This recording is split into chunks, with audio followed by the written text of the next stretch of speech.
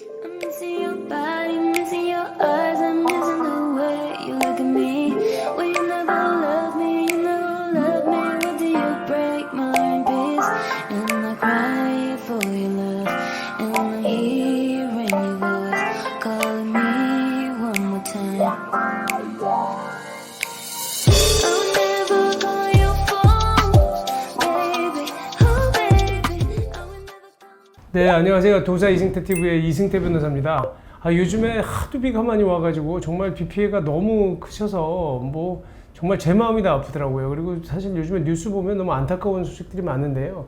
근데 그 중에서도 그만 좀 일어났으면 좋겠다고 생각하는 것 중에 하나가 화재예요, 화재. 이제 사실 여름철에는 은근히 화재 사건이 적을 것 같지만 그래도 화재가 계속 이제 그 전력 사용량이 많아지기 때문에 화재 사건이 많이 발생을 하는데, 화재 사건이 발생을 하면 일단 임차인들 입장에서는요, 큰일 났다, 이거 내가 이거 다 물어주게 생겼어요. 어쨌든 임차에 사용하고 있는 창고가 됐든 집에서 화재가 나면 무조건 죄인이 되죠. 일단 이거 어떻게 해야 되지? 그러면 무조건 가가지고 이제 임대인한테 뭐 그 잘못했다, 이거 죄송합니다, 제가 어떻게 해야 될지 모르겠습니다, 이렇게 되는 경우가 많거든요. 근데 화재 사건은요, 진행을 해보면 이게 누구 잘못인지 몰라요. 어떤 경우에는 임차인이 이거 제가 너무 잘못했습니다 라고 하는데, 이 제 잘못인가요? 라고 생각해서 제가 다 물어드릴게요 라고 하는데, 알고 보면 재판에 보면 임차인 책임 아닌데? 그리고 오히려 임대인이 임차인한테 물어줘야 되는 경우도 꽤 생겨요. 그래서 이 화재는요, 저희가 화재 사건을 굉장히 많이 진행을 하는데, 화재 사건은 정말 아무도 몰라요. 그리고 화재 사건 한두 번 이 소송을 해봐가지고도 감을 잡을 수도 없습니다. 그러니까 화재는 결국은 입증 책임이고, 입증을 어디까지 해야 되는지예요. 그리고 제가 가끔 농담으로 그 얘기 하거든요. 사실 이렇게 감자가 익으면 어느 정도 익었는지 냄새만 맡아보고 알 수 있느냐. 이게 젓가락으로 옛날에 이렇게 찔러본다고요. 근데 젓가락으로 찔러도 사실은 감자가 다 익었는지 혼돈될 때가 있어요. 이 재판이 그래요. 특히 화재 사건은 이게 어느 정도까지 입증을 됐는지, 그리고 내가 어디까지 얘기를 해야 되는지, 이 기술이 굉장히 중요한 사건이에요. 한번 이 사건도 보시고 여러분들이 한번 판단해 보세요. 자, 사진 먼저 보여드릴게요. 저희가 이제 저희 사무실에 의뢰했던 분은 이제 임차인이셨어요. 이분도 얼굴이 사색이 돼서 찾아왔었죠. 이 건물, 여기 1동 건물이라고 써 있는 이 건물에 창고를 빌려서 사용을 하셨던 거고, 이 뒤에 있는 2동 건물은 임대인이 1동은 우리한테 임대를 해줬지만 2동 건물은 본인이 직접 또 사용을 하고 있었어요. 근데 불이 어디서 났냐면 요 근처에서 났어요. 자전거 세워져 있는 데 있죠. 근데 거기에 이렇게 탄 거예요. 불이 나가지고 여기 싹 다 탔죠, 이쪽이. 지금 임대인이 사용하고 있는 창고 쪽은 안 탔고, 근데 주변에 이렇게 담배꽁초들이 좀 있었어요. 자, 이랬을 때 임대인이 임차인한테 바로 소송했죠. 이거 돈 물어줘. 이거 우리 피해가 2억이야, 3억이야. 임차인은 지금 이거 뭐 월세 얼마 내고 창고 빌려서 쓰다가 이거 지금 이제 벼락 맞은 거예요. 이거 어떻게 된 거냐. 그래서 소송이 들어오니까 이제 부랴부랴 이거를 해결해 달라. 물론 이 소송은 어떻게 들어오냐면, 소송 구조가 임대인이 직접 소송하지 않았어요. 이런 영업용 시설이나 창고 시설 같은 경우는 보험을 들어놓거든요. 그럼 임대인은 보험회사로부터 돈을 다 받았고, 그리고 나서 다시 이제 보험회사에서 구상권 소송이 들어온 거거든요.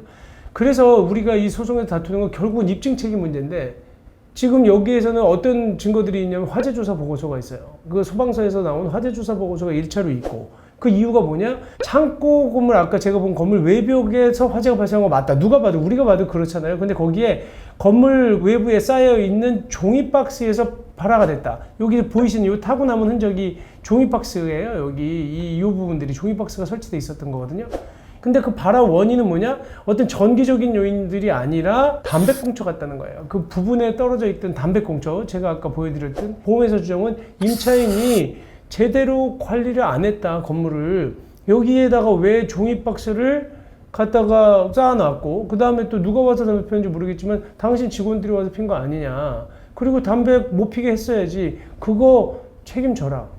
말이 되잖아요. 그런 거 같잖아요.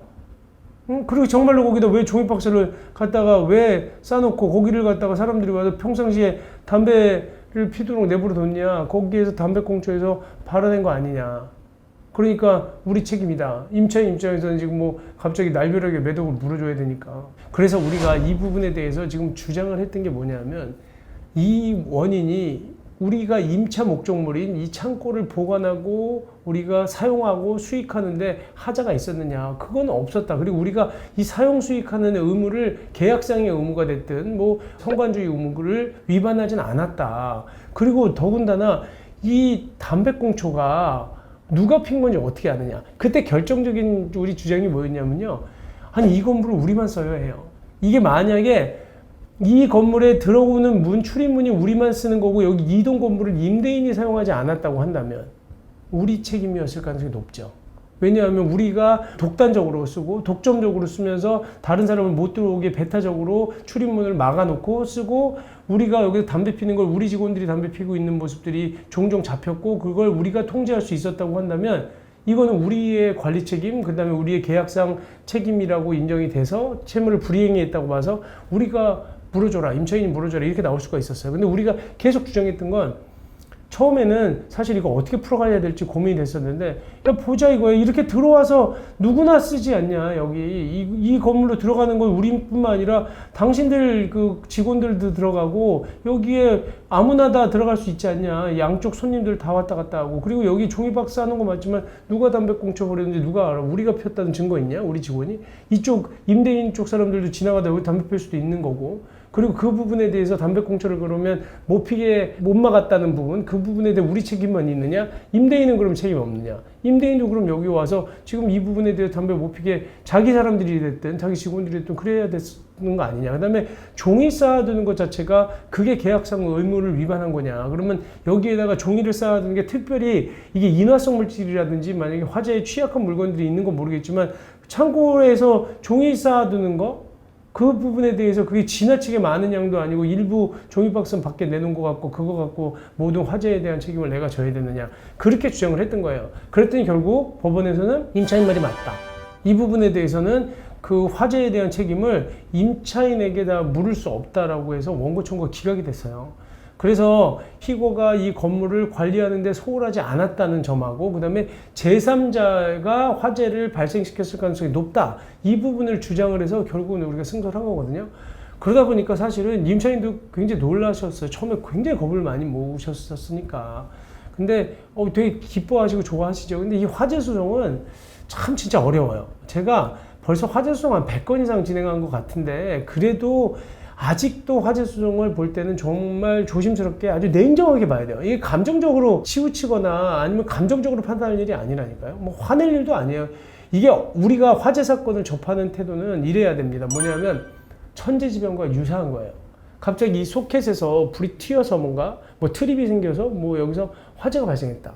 이게 내가 이 안에 소켓에서 불 날 줄 몰랐다고요. 퇴근하고 나서 사무실에 불이 났으면 어떻게 보면 이건 천재지변하고 비슷한 거예요. 그러다 보면 과연 무조건 이 건물의 주인이 나를 그러니까 이 도시화 사람의 대표인 저를 상대로 해서 아니면 도시화 사람을 상대로 소송을 제기하면 무조건 받아갈 수 있느냐.